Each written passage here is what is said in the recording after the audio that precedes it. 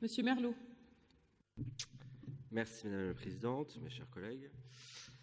La Commission apprentissage, emploi, formation professionnelle étudie aujourd'hui 22 rapports et je souhaitais tout d'abord saluer la performance de la région en matière d'apprentissage puisqu'effectivement nous possédons le pourcentage le plus élevé d'apprentis parmi les jeunes de toutes les régions de France et votre politique a par conséquent en partie porté ses fruits, même si je considère aussi que cette performance est liée bien évidemment à la vitalité du tissu industriel de notre région, ce qui n'est pas le cas dans toutes les régions puisque l'État a abandonné donc une politique d'aménagement du territoire qui favorisait les industries. Pour autant, le président de la République a décidé une profonde réforme de l'apprentissage en recentralisant cette politique jusque-là régionale, redonnant notamment plus de pouvoir aux branches professionnelles. Pourquoi pas? C'est un peu notre position que nous avions eue ici en groupe au Rassemblement national. Mais l'impréparation évidente du gouvernement fait peser de graves dangers sur la performance de cette politique à l'avenir.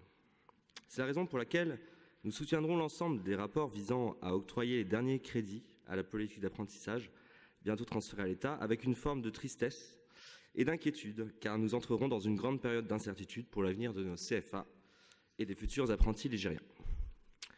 Comme en matière de justice sociale, de justice fiscale, de réforme du bac, d'environnement, le gouvernement, en matière de politique d'apprentissage, joue aux apprentis sorciers, navigue à vue, sans cap et avec amateurisme, et au final, ce sera toujours les Français qui paieront l'addition. En matière de formation professionnelle, nous obtenons généralement là aussi de bons résultats, avec des taux d'insertion après formation dont nous pouvons objectivement nous réjouir, 51% de taux d'insertion après 6 mois pour les formations visa, métier, 73% de taux d'insertion après 6 mois pour les formations accès emploi, pour ne citer que ces deux exemples. Il n'y a donc pas de raison de s'opposer à ces rapports. Le pacte régional pour l'investissement dans les compétences débloquera quant à lui de nombreux crédits pour la formation professionnelle et pourrait paraître au premier abord comme une bonne nouvelle. Néanmoins, sur ce rapport, nous nous abstiendrons, car si nous partageons la nécessité d'investir dans les compétences des demandeurs d'emploi, nous considérons que l'État n'est pas cohérent. Nombre de formations ne trouvent pas assez de candidats, alors même que de vrais emplois sont proposés à la clé. Il ne s'agit donc pas que d'un problème de moyens financiers. Pôle emploi doit faire l'objet d'une profonde réforme, au préalable pour que ce pic soit efficace. Réforme inexistante, alors même qu'en mars 2018, Pôle emploi annonçait avoir versé 1 milliard d'euros en trop aux demandeurs d'emploi durant l'exercice 2017. On constate donc effectivement les problèmes que peut rencontrer cet établissement public, et puis que le référencement, souvent en formation, y est insuffisant. C'est pourquoi nous aimerions que la région Pays de la Loire s'oppose frontalement, fortement au président de la République sur le sujet de l'apprentissage et de la formation professionnelle, comme sur tant d'autres. Or, votre présidence est si faible, si peu audible, quasiment inexistante. Vous choisissez finalement un positionnement macro-compatible, coupable, trahissant votre mépris de classe commun En Marche d'ailleurs, lorsque vous osez créer un amalgame ce matin entre les zadistes et les gilets jaunes. Même les socialistes s'opposent aujourd'hui davantage au gouvernement que vous dans leurs propositions, c'est dire. D'ailleurs, mes chers collègues socialistes, quand aurez-vous le courage de dire la vérité? Que Macron, c'était votre ministre. Macron, c'est votre responsabilité. Macron continue de votre politique désastreuse. Macron est votre créature politique. D'ailleurs, comme le démontre la création du groupe En Marche dans notre Assemblée, issu des rangs socialistes. Je souhaite à présent aborder surtout le grand chantier de l'année pour notre région et notre commission, qui n'a pas encore été véritablement évoqué par les autres groupes, j'espère que ce sera le cas plus tard, c'est la création d'un service public de l'orientation de qualité. Le sujet de l'orientation scolaire ou universitaire va être un sujet majeur de préoccupation des Français et de leurs parents en cette année de grande réforme de lycée. Une réforme qui va d'ailleurs aggraver les problèmes scolaires. Nombre de voix s'élèvent déjà et s'indignent pour dénoncer à juste titre que les établissements ruraux offriront moins de spécialités au choix que les lycées urbains. Et alors que le mouvement des Gilets jaunes vient rappeler à l'ensemble de la classe politique dirigeante les aspirations populaires françaises, la question de l'éducation m'apparaît ici centrale, bien qu'elle n'ait pas assez évoquée. Combien de fois ai-je entendu sur les ronds-points: je suis ici pour mes petits-enfants, je suis ici pour mes enfants, ou encore je suis ici pour que mes enfants vivent mieux que moi. Le service public de l'orientation de demain peut permettre, j'en suis convaincu, de réparer en partie l'ascenseur social dont on dit qu'il est en panne depuis des décennies, sans jamais véritablement s'attaquer au problème. Car le service public de l'orientation dans notre pays est aujourd'hui l'un des services publics les plus défaillants. Il est même pathétique, et nous devons être à la hauteur. Alors que les études universitaires affichent un spectaculaire 60% de taux d'échec en première année, avec un coût considérable pour le contribuable, je ne réalise malheureusement pas là un jugement à l'emporte-pièce. Je dresse un constat évident et malheureusement dramatique pour le pays, pour le contribuable et pour les jeunes Français. Peut-on faire d'ailleurs confiance à un ministre de l'Éducation nationale qui dirigeait une école dont le coût annuel dépasse les 15 000 € pour résoudre la terrible équation personnelle sur laquelle viennent s'échouer les ambitions des élèves les plus méritants des territoires oubliés de la République? La réponse est non.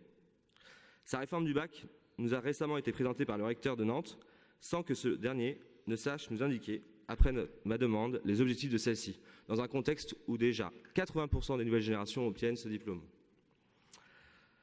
On ne pourra donc pas compter sur l'État pour un service public de l'orientation de qualité. Ce sera donc à nous de se saisir de ce sujet.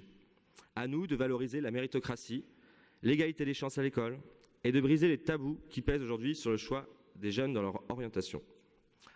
Le premier tabou, c'est l'autocensure sociale. Car le lycée peut installer un sentiment d'illégitimité chez des lycéens talentueux qui voient leurs camarades pas forcément meilleurs qu'eux, mais plus aisés, avoir accès aux prépas privés pour réussir leurs études, comme c'est notamment le cas en droit, en médecine, à Sciences Po, etc. Ce n'est qu'un accompagnement psychologique qui peut répondre à ces angoisses et je me réjouis que d'ailleurs les psychologues scolaires soient associés à votre Grenelle. La lutte contre l'autocensure des talents lycéens partout sur le territoire doit être une des priorités, car elle vient de là également la fracture territoriale. Si on formait davantage de médecins, de hauts fonctionnaires, de dirigeants d'entreprises venus de nos communes rurales ou de nos banlieues, il est évident que l'on pourrait mieux lutter contre les déserts médicaux, la déconnexion des élites et que l'on instaurera un meilleur dialogue social dans les entreprises. Voilà pour le premier tabou. Le deuxième tabou, c'est celui du coût des études. Comment, lorsqu'on vit à Saint-Germain-sur-Moine dans les Mauges, à Montillet dans le Versoix ou à Châlons-la-Poterie dans le Soréen, peut-on se projeter dans des études universitaires dans les grandes villes avec la culpabilité énorme d'être une charge financière pour ses parents gilets jaunes qui ont déjà du mal à boucler leur fin de mois? Souvent dans ces familles, le recours à l'emprunt n'est pas vraiment une option, car d'une part, elles sont rétives à l'endettement en dehors de l'endettement immobilier, qu'elles n'ont pas forcément accès au crédit, ou tout simplement que les montants nécessaires pour un total financement des études sont effrayants. Les études longues ne sont pas perçues seulement comme un investissement, comme elles devraient l'être, mais comme un risque financier important en cas de chômage en fin d'études. Sans visibilité tangible sur les salaires qu'il est possible d'obtenir après les grades de master ou de licence, que leurs enfants seront souvent les premiers à obtenir dans leur famille, voire de leur entourage, les familles ne sont pas prêtes à prendre ce risque. Il faudra donc parler aux familles de l'apprentissage en master, de la possibilité de faire des stages rémunérés pendant leurs études, en bref d'expliquer qu'il existe plein de possibilités pour alléger le coût des études en se formant. Et s'arranger pour que les banques jouent le jeu avec des prêts à taux très bas, comme c'est d'ailleurs heureusement déjà à peu près le cas. Il faudra aussi interpeller l'État sur l'absolue nécessité de renforcer le système de bourse et sur la nécessité de construire des logements étudiants. Troisième tabou, celui de la connaissance même du système universitaire, pour des publics qui viennent de familles n'ayant pas fait d'études. Les enfants de la bourgeoisie urbaine, dans les centres-villes, bénéficient de l'expertise de leurs parents, ayant eux-mêmes réalisé des études. Pour se retrouver dans le système universitaire, ils ont connaissance des passerelles pouvant exister, de la valeur relative des diplômes selon les établissements. Ce n'est pas le cas pour les autres, qui se retrouvent face à un véritable labyrinthe. Le service public de l'orientation de demain doit pouvoir être le fil d'Ariane de ces élèves perdus qui viennent les consulter. Mais encore faudra-t-il lutter contre les préjugés sociaux que les professionnels de l'orientation calquent encore trop facilement eux-mêmes sur les élèves. Les passerelles entre filières universitaires se sont énormément développées et il est devenu impossible, quasiment, pour des jeunes parfois de s'orienter dans ce dédale. Or, c'est la peur de s'enfermer précisément dans une voie, sans possibilité d'en sortir, qui pousse beaucoup d'élèves à aller vers des études qui ne leur permettent pas toujours d'exprimer leur potentiel. Aujourd'hui, pourtant, commencer par une filière courte professionnelle qui permet de s'enrichir en expérience professionnelle, puis poursuivre en formation universitaire après une passerelle, est un atout considérable pour l'employabilité des jeunes, qui se retrouvent avec de meilleurs atouts pour affronter le marché de l'emploi que des étudiants qui n'ont au final fait que des études universitaires. Le quatrième tabou, enfin, repose sur l'adéquation des ambitions des jeunes avec les diplômes proposés et la réalité du marché de l'emploi. Si on ne lève pas les tabous qui pèsent sur les élèves méritants en milieu rural ou dans les banlieues, en revanche, on n'hésite pas à guider à tort des élèves, notamment des milieux urbains, vers les bancs de l'université où ils échoueront, je le disais, à 60%. Ces erreurs d'orientation auront des conséquences dramatiques sur la confiance en soi des élèves et un coût faramineux pour le contribuable. Des coûts qui, s'ils étaient évités, pourraient permettre de financer des bourses dans des montants permettant réellement aux étudiants d'étudier, contrairement à ce qui est fait aujourd'hui. La connaissance des passerelles et un discours de vérité sur les débouchés des formations universitaires, de leurs difficultés et une évaluation réelle aussi de la motivation de l'élève sera le préalable à un service public de l'orientation de qualité. Autocensure, coût des études, complexité du système universitaire, principe de réalité dans l'orientation, tous ces tabous doivent être brisés, car quoi qu'on en dise, les diplômes restent encore la meilleure arme contre le chômage. Il faut pousser les lycéens à faire des études, car avoir une population éduquée est un avantage considérable pour la France dans la guerre économique qu'est la mondialisation. Seul le diplôme les protégera de la concurrence mondiale d'une manœuvre à bas coût. Seul le diplôme leur permettra de justifier autre chose qu'un salaire de misère par rapport à des salariés du bout du monde que l'on rémunère quelques dollars par jour, sans sécurité sociale, pour réaliser une production sans normes environnementales. Le défi est donc immense, mais aussi central pour l'avenir de notre région. Quand on parle d'orientation, on parle nécessairement d'avenir. On parle du rapport de l'individu face à son propre avenir. Demain, la région devra mieux accompagner que l'État n'a su le faire. Les crédits qui étaient aujourd'hui attribués à l'apprentissage devront être en partie redéployés dans le nouveau service public régional de l'orientation, c'est ce que j'espère en tout cas, pour que la région Pays de la Loire innove en la matière et puisse servir d'exemple dans ce domaine, comme elle a pu servir d'exemple en matière d'apprentissage. Ce sera la seule solution pour arrêter de faire du service public de l'orientation la dernière roue du carrosse de l'ensemble des services publics. Voilà les lignes directrices qui seront les nôtres pour ce débat à venir sur l'orientation.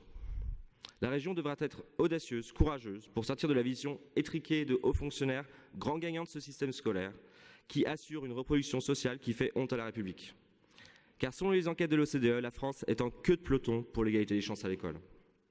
Donc même si j'en conviens, j'ai volontairement accentué le fossé existant entre les villes, les grands centres urbains et les banlieues et la campagne, il n'en demeure pas moins que la réalité des enquêtes de l'OCDE nous montre qu'il y a un peu de vrai dans tout cela.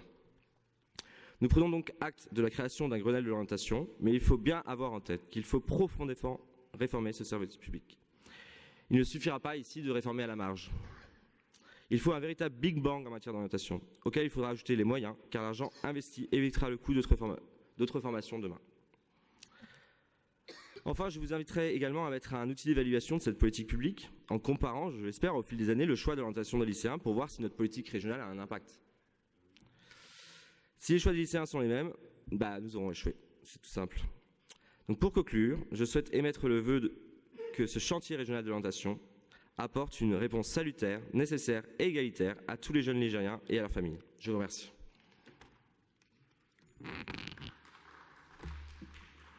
Je passe la parole à Violaine Lucas. Merci Madame la Présidente, Monsieur le Président de Commission, Madame, mes chers collègues. En vous écoutant, Monsieur Merlot, je ne savais plus bien si j'entendais quelqu'un des Républicains, quelqu'un de la République En Marche, quelqu'un du Front National, ou peut-être tout ça à la fois.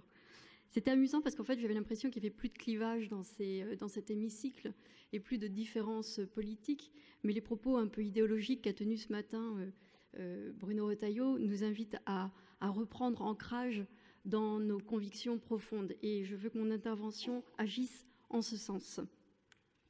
Je ne me cacherai pas, on ne se cache pas avec Jean-Claude Charrier, de reconnaître la sincérité de votre engagement, Monsieur le Président de Commission, et puis les conseillers régionaux qui participent à notre commission. Et puis, je trouve que les relations que nous menons à l'intérieur de cette commission sont agréables et que les points de différence ne sont pas saillants, visibles, ne sautent pas comme ça aux yeux a priori.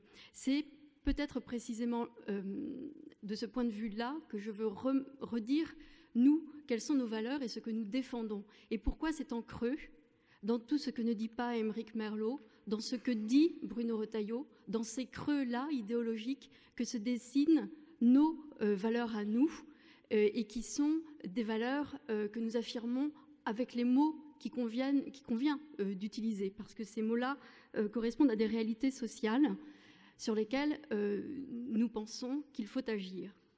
Deux grands axes en fait pour mon intervention, d'abord sur le chantier pour le Grenelle de l'orientation que vous proposez, et puis deuxièmement sur les formations à destination des publics fragiles. Sur le premier point et sur le chantier pour le Grenelle de l'orientation, nous sommes très heureux qu'arrive enfin une demande que nous avons formulée à maintes reprises, qui était de penser l'orientation tout de suite, très rapidement, sans attendre que l'État puisse un jour ou l'autre commencer à faire des propositions ou nous donne ses compétences. C'est très très bien de commencer à parler d'orientation maintenant, tant pis si on a perdu du temps, il faut s'y mettre et comprendre à quel point c'est la clé de voûte, effectivement, de toute politique de formation. Nous suggérions de développer une approche globale avec une dichotomie très simple. Ces formations tout au long de la vie, ça veut dire formation initiale ou continue. À l'intérieur de cette formation continue à destination des salariés ou des chômeurs. Et puis une dernière dichotomie, est-ce que c'est de la formation en présentiel ou en alternance? Voilà, à partir de ce schéma-là, global, voir quels sont les enjeux d'orientation, de formation et comment n'oublier personne dans cette formation tout au long de la vie, que ce soit des publics de jeunes en formation initiale, jusqu'aux personnes qui ont été oubliées de l'emploi et qui sont au chômage et ne savent plus du tout où elles en sont. Et puis d'autres publics encore. Je trouve ça très important donc, et très bien que vous meniez ce chantier sur le Grenelle de l'orientation. Et je voudrais, alors c'est un des premiers points sur lequel il me semble que nous sommes, je pense, fondamentalement tous d'accord, mais nous en faisons un marqueur très fort pour nous. C'est la lutte contre l'assignation sociale à un type de formation. C'est Didier Héribon, dans un texte assez connu qui s'appelle « Retour à Reims », qui évoque cette intériorisation de l'échec scolaire par les couches sociales les plus défavorisées. Il explique comment sa mère, qui est une employée, répète que les études, c'est pas pour elle. J'ai entendu ça maintes fois comme enseignante. Les études, c'est pas pour moi. Comme adjointe à la tranquillité publique et à la prévention de la délinquance à Saint-Nazaire, j'ai entendu des jeunes parler d'eux-mêmes avec des mots très durs. Alors pardon, je vais encore dire un gros mot, mais un jour, un jeune m'a dit « Moi, à l'école, je suis une merde ». Je trouve ça d'une violence incroyable. Incroyable que le système scolaire ait échoué à donner confiance à des jeunes qui se sentent profondément mauvais, qui ont intériorisé le fait qu'ils ne valent rien parce qu'ils n'ont pas réussi un exercice de mathématiques, 2 exercices, 3 exercices, peu importe. Je trouve ça scandaleux que l'école puisse faire naître un tel sentiment de déchéance personnelle. Et quand il est inscrit, ce chagrin d'école, comme dit Pénac, ce chagrin d'école, il est quasi indélébile. Or, il n'est pas une fatalité due à l'individu. Il est, à mon sens, une fatalité entretenue par les systèmes de politique qui sont choisis. Et l'école ne tient plus son rôle d'ascenseur social. Et c'est ça qui me semble à combattre en tout premier lieu.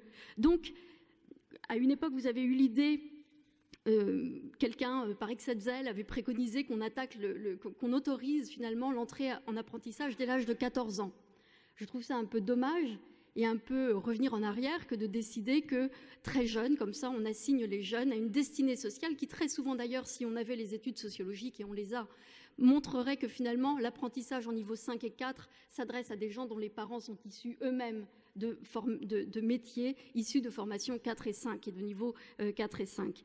Il faut lutter contre cette assignation sociale à des formations de niveau 4 et 5 et de reproduction sociale qui me semble être le grand gâchis des qualités et des compétences humaines.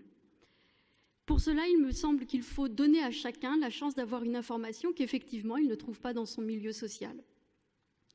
Une information qui concilie 2 niveaux et qu'il ne faudra pas oublier, national et local.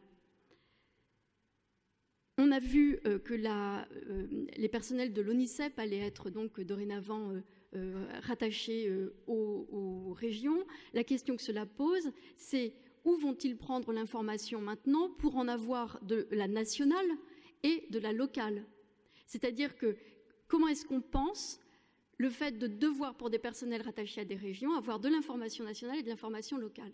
Il y a cet aspect-là sur le fond, et puis sur la forme, les personnels sont inquiets de leur devenir, et Jean-Claude Charrier vous interrogeait sur un calendrier de consultation et de concertation avec ces personnels. Comment est-ce que vous allez procéder pour les rencontrer? Vous nous avez dit que vous alliez rencontrer les acteurs en marge et en avance pour préparer le chantier. Très bien, on suivra ça avec intérêt parce qu'on a eu vraiment des signes d'inquiétude de leur part, tout comme les CIO. dont la fermeture met en péril une orientation scolaire, une information sur l'orientation scolaire qui concerne des tas de gens qui ne sont pas forcément très adaptés, enfin, ou très... qui ne rentrent pas facilement dans un établissement scolaire pour demander de l'information. Donc les propositions que vous faites, celles que nous faisons, je pense qu'il y aura moyen d'intégrer les CIO et de leur trouver une place, au moins dans notre dimension régionale. Ça, c'est vraiment cette première partie sur ce chantier du Grenelle de l'apprentissage. Sur la deuxième partie, et concernant les publics fragiles, là où nous avons des revendications, en quelque sorte, des marqueurs qui sont forts pour nous, c'est tout ce qui concerne les conditions de vie au travail. Vous avez parlé du soutien à l'ARACT. Nous avons toujours milité, lors d'interventions précédentes, sur le fait qu'il ne fallait pas baisser les moyens de l'ARACT, de l'Agence régionale pour l'amélioration des conditions de travail. Il nous semble en effet que le bien-être au travail doit être une des grandes mesures, ou enfin un des éléments qui doivent être pensés pour améliorer, une fois de plus, la chose qui a changé aujourd'hui et qui fait que les gens n'essayent plus. Alors on a fait récemment avec l'association Une Région d'Avance un débat qu'on a organisé sur le bien-être au travail, sur le fait qu'Harmonie Mutuelle avait décerné des labels à des entreprises qui favorisaient particulièrement le bien-être au travail et qui expliquaient que finalement autrefois on cherchait à plaire à une entreprise pour entrer dans une entreprise et qu'aujourd'hui il se passe le contraire. C'est-à-dire qu'aujourd'hui il faut que les entreprises pour les nouvelles générations plaisent, séduisent pour que les gens aient envie de venir y travailler. C'est-à-dire qu'il y a une exigence de la part même de ceux qui sont recrutés pour être recrutés dans des entreprises qui leur conviennent. Je pense qu'il y a là non pas un caprice de jeunes formés qui décideraient qu'ils valent vraiment beaucoup et qu'il y aurait une très haute opinion d'eux-mêmes. Je crois que c'est au contraire qu'ils ont saisi quelque chose qui est fondamental dans la nature même du travail, qui change, qui est que le travail doit avoir un sens. Et dans les invités que nous avions, tant des gens de la CGT que des gens du MEDEF, tous se posaient la question du sens et de la finalité du travail aujourd'hui. Dans un monde, une société volatile, incertain, complexe, ambigu, on sait, est menacée d'effondrement et d'effondrement écologique. Le rapport du GIEC et tous les rapports dont on a parlé récemment l'attestent. Ça a du sens de se poser la question de savoir l'entreprise dans laquelle je travaille, est-ce qu'elle est vertueuse au regard de l'environnement? Est-ce qu'elle est vertueuse au regard du travail, éthique, morale? Est-ce qu'elle respecte, autre élément qui nous semblait important, l'égalité homme-femme? Alors j'ai cru comprendre qu'il y aurait bientôt une grande manifestation sur l'égalité homme-femme à la région. J'ai appris la constitution au Césaire d'une commission, intercommission sur l'égalité entre les hommes et les femmes. Je m'en réjouis, j'espère que ça sera beaucoup plus présent encore dans les politiques de formation. Alors je m'interrogeais à propos de la reprise d'entreprise, les actions de création et de reprise d'entreprise, savoir si on aidait les femmes, parce que je pense que beaucoup de femmes, notamment du MEDEF femmes,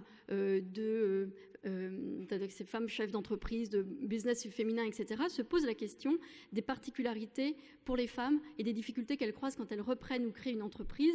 Vous m'avez garanti qu'il y avait 40% des actions, en tout cas, qui étaient menées autour de projets portés par des femmes. Donc, très bien, dont acte. Mais maintenant, essayons de lutter encore sur les stéréotypes. Sur les sanitaires et sociales, on s'était dit qu'un ambassadeur qui aurait été un homme pour promouvoir les formations sanitaires et sociales, je crois que c'était le cas d'ailleurs, serait aussi une très bonne chose. C'est dans les deux sens, c'est-à-dire qu'il y a des métiers largement féminisés dont il convient de montrer qu'ils peuvent être portés par des hommes. Autre élément qui me semble extrêmement important et un marqueur en tout cas des valeurs sur lesquelles nous sommes extrêmement intransigeants, c'est la formation des détenus. La région a été pionnière en matière de formation des détenus avec l'autre région qui était à l'époque, enfin l'ancienne Nouvelle-Aquitaine. Je pense, et je trouve remarquable le travail qui continue à se faire avec les centrales pénitentiaires, je pense qu'il y a à prolonger et à être même plus proactif sur ces questions de formation en détention et sur le modèle de ce que Nathalie Poirier fait sur les formations sanitaires et sociales en matière de diffusion aussi de certains métiers. Il me semble qu'il y aurait à organiser au niveau régional des états généraux ou des rencontres autour de la formation en détention. Ça a profondément du sens. Là où le soleil se tait, comme dit Dante, dans un ouvrage qui en a fait son titre, Marie de Pucé, qui a travaillé aussi beaucoup sur l'enfermement en psychiatrie. Là où le soleil se tait, qu'est-ce que l'on apprend aux détenus? Quelle fierté à la France, à la surpopulation carcérale, à l'inaction en matière d'accompagnement psychologique. La psychiatrie dans les hôpitaux en France, c'est un véritable scandale. Comment fait-on pour proposer une offre de formation qui mette en corrélation à la fois les régions, et les régions une région audacieuse qui irait plus loin que ce qui est attendu en matière de formation des détenus? Est-ce qu'on peut envisager ça? Créer une grande réunion des acteurs, alors juge d'application des peines, service pénitentiaire d'insertion et de probation, système judiciaire en général, service de police, service de prévention de la délinquance, tous les services qui ont à faire les conseils intercommunaux de sécurité et de prévention de la délinquance pourraient être réunis ici, et tout à fait sur le modèle de ce qu'on fait en formation sanitaire et sociale, l'après-midi se réunir en atelier et échanger sur ce qui se fait, sur ce qui se pratique, là ou là, et peut-être à l'échelon national aussi. Ça me semblerait extrêmement important. J'aurais des noms à vous donner, d'un monsieur notamment qui est un ancien directeur de l'Observatoire international des prisons et qui vous donnerait des exemples de formations qui se font dans des prisons à l'international, en Inde notamment, ou dans des endroits où il y a un travail qui est vraiment fait et où ce temps qui est à la fois de payer sa dette, mais qui est aussi normalement un temps d'éducation, aller en prison, devient un temps qui a profondément du sens. Et il me semble, et c'est mon dernier point, que c'est précisément par la connaissance de soi et la connaissance de soi par les humanités et par un haut niveau d'exigence d'accès à la culture et d'accès aux humanités pour tous les publics les plus défavorisés qu'on va permettre de rendre les gens à la fois plus disponibles pour se former, plus disponibles pour savoir ce qu'ils ont envie de faire, plus disponibles pour savoir qu'ils peuvent se détacher des conduites qui les ont conduits à l'échec. Cette aliénation aux sensations d'aversion, aux sensations d'avidité, etc., qui font qu'ils se nuisent à eux-mêmes, tous ces éléments-là passent par une bonne connaissance des humanités. Et il me semble qu'il y aurait à développer encore plus ce qui existe déjà dans certaines des formations que l'on finance, qu'il y aurait à aller encore plus dans ce « connais-toi toi-même », hérité de l'Antiquité grecque. Et il me semble, et ça c'est un peu pour répondre et pour conclure et répondre à ce que disait M. Retailleau ce matin, je pense qu'on peut former les citoyens en refusant l'assignation sociale et en refusant aussi cette forme d'assignation géographique dont il parlait. Quand il parle, je n'ai plus les termes exacts de ce qu'il disait, mais grosso modo du géomorphisme, du fait que les individus ressemblent à la terre d'où ils viennent. Il dénie profondément ce qu'est l'histoire de l'humanité qui est faite d'hybridation. Et les lieux de culture, le texte d'Homi Bhabha est un texte qui dit bien ce que c'est précisément que cette hybridation et le fait qu'on ne perd rien au métissage, à la mixité, qu'elle soit sociale ou ethnique, et que brandir la peur du grand remplacement, parce que quand vous proférez ces propos-là, Bruno Retailleau, vous êtes applaudi par le Front National et c'est ce que vous voulez. Brandissant ces peurs, vous ne créez pas des citoyens, vous n'incitez pas à l'émancipation, vous créez des peurs et vous rendez les êtres rachitiques, ce qui est monstrueux en termes de politique. Je vous remercie. Je passe la parole à Pauline Mortier. Merci pour quelques éléments de réponse, puisqu'on a encore beaucoup parlé d'apprentissage sur cette session. Madame Lucas, je ne sais pas si c'était des propos que vous vouliez tenir, mais je suis tout à fait d'accord avec Roch Brancourt. À un moment donné, votre voisin, M. Charrier, a déploré les problématiques de recrutement et le fait qu'on n'y répondait pas. Je ne crois pas que ce soit avec ce genre de propos qu'on va réussir à régler les problématiques de recrutement et à attirer les jeunes vers les filières de valorisation des métiers, ce qu'on a essayé de faire pour ce qui concerne l'apprentissage depuis le début de ce mandat. Je voudrais, sur le ton de la boutade, dire à Madame Cardé qu'il faut qu'elle garde son intervention pour 2019, parce que le schéma que vous contestez et que vous décrivez pour les formations professionnelles, c'est exactement le schéma que l'État va nous imposer pour l'apprentissage. Alors, j'espère que vous continuerez probablement à dénoncer ces financements, non plus comme on le faisait pour l'apprentissage au groupe, mais à l'heure, mais que nous n'en serons pas tenus pour responsables et que vous nous donnerez au moins acte de cela, puisque l'État nous l'imposera pour l'apprentissage. Enfin, Monsieur Merlot, j'avoue, dans votre intervention, avoir été à la fois touchée par la note d'espoir, puisque je crois comprendre que vous avez fini tous par réaliser au groupe Front National que la réforme de l'apprentissage allait manifestement avoir des impacts négatifs sur effectivement l'apprentissage. En revanche, j'ai trouvé assez désespérant la critique qui a consisté à dire que la présidente, et d'ailleurs l'ensemble de la majorité, André Martin et moi-même, n'avons rien fait pour contester cette réforme, et également que nous sommes dans le suivisme de M. Macron. Je voudrais vous dire que, au lieu de critiquer, comme vous le faites aujourd'hui, lorsque la présidente était à Région de France auprès des autres régions pour contester cette réforme, vous n'étiez évidemment pas là et pas à nos côtés. Lorsque nous avons interpellé les parlementaires au fameux Grenelle de l'apprentissage, vous n'étiez pas non plus là à nos côtés. Quand on a parlé de ces sujets en commission, vu le nombre de commissions que vous avez manquées, vous n'étiez pas non plus là à nos côtés à ce moment-là.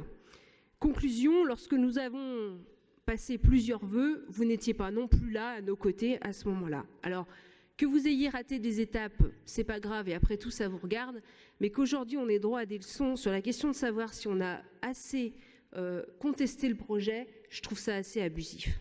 Et je voudrais terminer en vous disant que aujourd'hui, on est dans la responsabilité, parce que c'est notre travail et c'est pourquoi on a été élus. Et que demain, notre priorité, c'est de faire en sorte que l'apprentissage, la filière en laquelle nous croyons et dont jamais nous ne cesserons de croire à cette filière, on souhaite qu'il y ait le moins de casse possible et d'être le plus responsable possible pour lui permettre de continuer.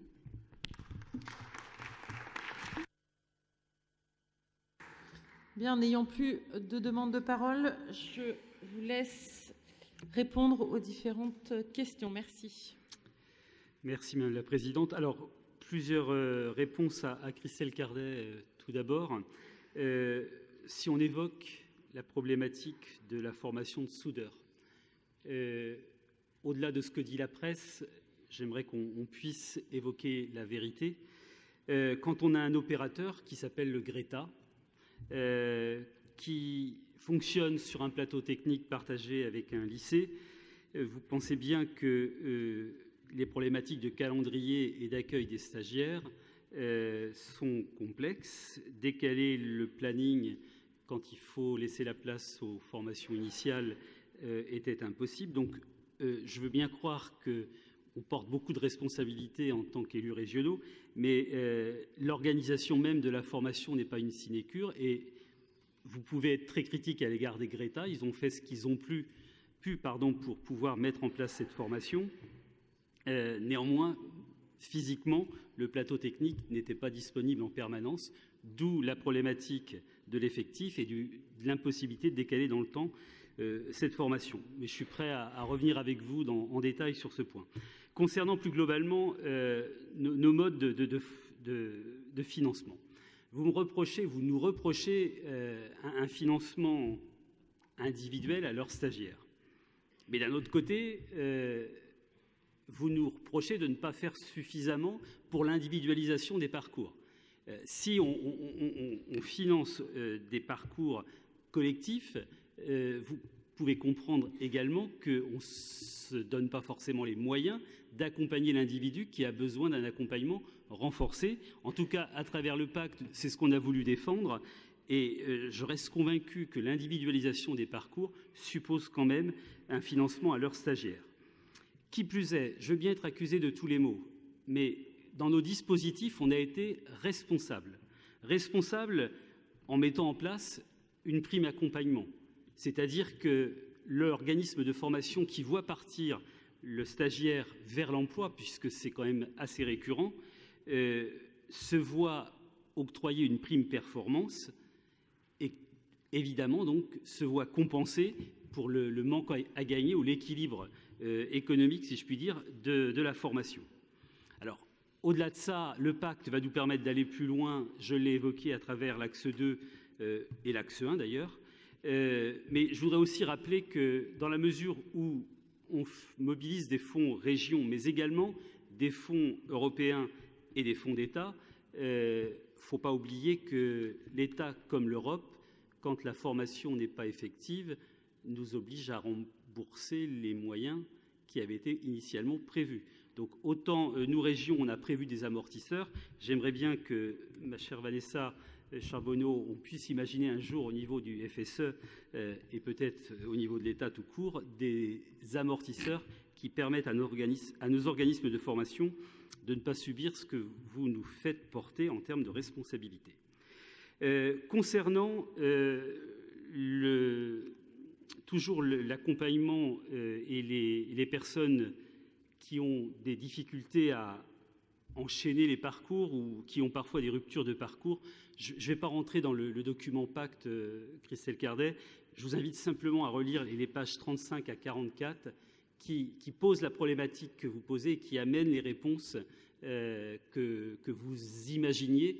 Donc je suis ravi que votre appel soit totalement concordant avec ce qu'on a écrit, page 35 et suivante. Tout comme, un peu plus loin, vous pourrez pousser la lecture à la page 50, quand on parle des approches pédagogiques renouvelées et l'accompagnement des équipes pédagogiques pour le renouvellement, justement, de ces pratiques. Je pense qu'on n'a pas oublié, en tout cas, ces sujets-là dans le pacte. Je vous invite à le relire, tout simplement. Confirmation de mon engagement, je l'ai dit dans mon propos introductif cet après-midi, l'orientation par ailleurs est bien une orientation tout au long de la vie pour tous. Et juste rappeler à Madame Lucas qu'elle a oublié de citer aussi la problématique de l'orientation des salariés. Parce que vous nous faites des reproches de ne pas envisager les métiers de demain. Les métiers de demain, c'est aussi les métiers des salariés. Et si l'entreprise, à travers le soutien qu'on peut lui apporter dans les dispositifs de GPEC, peut se projeter, on aura évidemment gagné. Et l'orientation, c'est pour tout le monde, même si vous êtes en emploi aujourd'hui, on n'est pas à l'abri de difficultés, d'évolution de la production, de l'évolution même du système de l'entreprise. Et je vous invite fortement à penser aux salariés également. Concernant les CLEFOP, je reviendrai peut-être tout à l'heure dans le cadre des vœux ou des amendements que vous proposiez pour y répondre plus longuement. Mais avant les CLEFOP, j'ai la conviction que la minorité que vous êtes est pleinement associée à nos travaux de CLEFOP et Jean-Claude Charrier est assidu. Il a même validé avec nous le pacte. Donc je pense que ces contributions sont effectives, vous pouvez le reconnaître. En réponse à Jean-Claude Charrier par rapport aux chiffres et aux constats, je ne peux pas discuter ces éléments-là. Par contre, vous dire que pour les métiers d'avenir, pour les nouveaux programmes de formation, là aussi le pacte que nous proposons, et je dis bien que nous proposons, Monsieur Merlot, parce que le pacte, ce n'est pas Madame Pénicaud qui me l'a dicté, ce n'est pas Madame Pénicaud qui m'a tenu le crayon. On l'a construit, je vous l'ai dit, avec les acteurs des Pays de la Loire. C'est une proposition que nous faisons à l'État, donc de suivre ces 3 axes identifiés et présentés cet après-midi. Et donc, forcément, c'est notre proposition qui consiste à aller vers ces métiers d'avenir. Alors, évidemment, les métiers d'avenir, les métiers de l'avenir, je veux bien qu'on disserte longuement sur ce sujet, mais très concrètement, qu'est-ce qu'on fait ? Nous, on fait le choix d'accompagner les entreprises, les secteurs professionnels, d'engager le dialogue avec chacun des OPCA hier, avec chacun des OPCO demain, pour imaginer, préparer cet avenir dans nos entreprises, dans leur évolution de leur système de production. Et quand au sein du CREFOP, on réunit une commission Muteco, quand on demande au Césaire de nous faire un état des lieux de ces fameux métiers de demain et de ces compétences pour demain, je n'ai pas l'impression que nous ne préparons pas justement cet avenir. en tout état de cause, nous mobiliserons encore en 2019 des moyens pour aller plus loin. Pour aller plus loin également dans la protection. C'est vrai que cet après-midi, beaucoup avaient à dire sur les gilets jaunes. On n'en a pas parlé au sujet de la commission 3, mais en tout cas, nos propositions en matière de protection de ceux qui sont fragilisés parce qu'ils n'ont pas la compétence, parce qu'ils vont devoir l'acquérir, la développer, parce qu'il va falloir sécuriser leur parcours, j'ai le sentiment qu'on ne les a pas oubliés, qu'on ne va pas oublier de les accompagner et de les protéger. Quand hier, on était à 34,8 millions d'euros sur les moyens d'accompagner les conditions de vie de nos apprenants et que demain, nous aurons un peu plus de 44 millions d'euros pour le faire et en étendant l'accès au Fonds social d'urgence à l'ensemble des stagiaires, je n'ai pas le sentiment qu'on ait oublié de protéger nos Ligériens, dont l'objectif principal, je le rappelle, et c'était l'un des propos de notre diagnostic initial, la première priorité avant d'être protégé, c'est d'abord de retrouver un emploi au plus vite, d'abord de disposer de revenus suffisants pour permettre à sa famille de vivre dans des conditions décentes.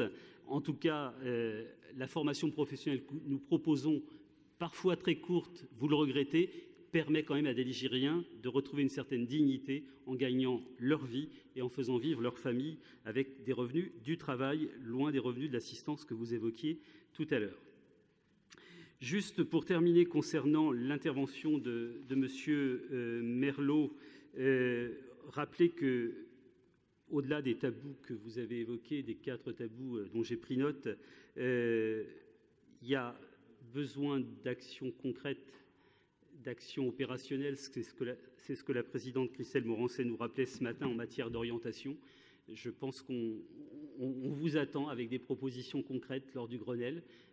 Qu'est-ce qu'on demande aux opérateurs de l'orientation de faire à destination des familles, à destination des jeunes, des salariés, des demandeurs d'emploi.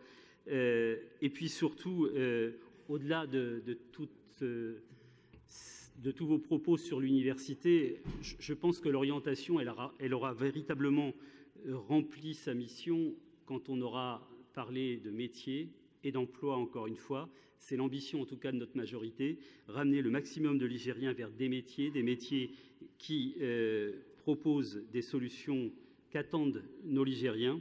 Donc la meilleure arme, entre guillemets, me semble-t-il, puisque vous parliez d'armes en matière d'orientation, c'est quand même de coller à la réalité de nos entreprises et des emplois qu'elles proposent, puisque c'est bien d'elles dont il s'agit.